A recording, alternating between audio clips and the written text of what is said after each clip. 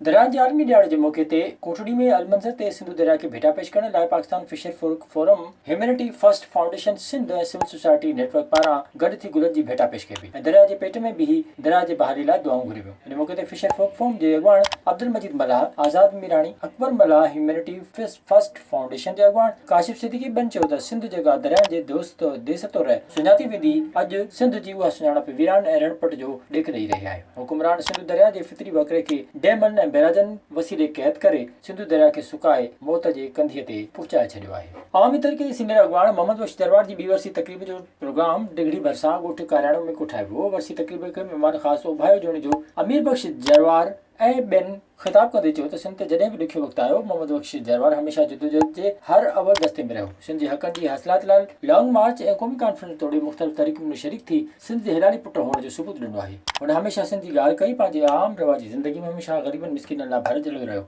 वर्सी तक़रीब में पार्टी कारकुननि समेत मुख़्तलिफ़ सियासी समाजी अॻुवान वॾे अंग में शिरकत कई। खेंजू लॻ रेती थाणे हद ॻोठ कादर चाचड़ जूं रवासी औरतूं शांति बाई ऐं नजमा बाई इंसाफ़ लाइ मीडिया सेंटर पहुची वियो। मीडिया सेंटर ते इश्तिहार कंदे शांति बाई ऐं संदसि मुड़ुस चयो त असीं ज़ाल मुड़ुस हिक ॿिए सां ख़ुशि आहियूं। असांखे हिकु पुट जो औलाद पिणु आहे। शांति ॿुधायो त संदसि पीउ बीरबल, भाउ लक्ष्मण लालची आहिनि। हुननि अॻु बि संदसि मुड़ुस खां 30,000 रुपया वरिता हुआ, हाणे ॿीहर पैसनि जी घुर करे रहिया आहिनि। न ॾियण ते खेसि पंहिंजे मुड़ुस सां गॾु नथा रहण ॾियनि। हर रोज़ हुननि जे घर रेती ऐं उॿाड़ जी पुलिस वठी अचनि था। पुलिस अची प्रेशर विझे थी त मां पंहिंजे मुड़ुस खे छॾे ॾियां। हुन अपील कई त खेसि तहफ़ुज़ ॾिनो वञे। विज़िट कयो अवामी आवाज़ मीडिया ग्रुप जी वेबसाइट awamiawaz.pk।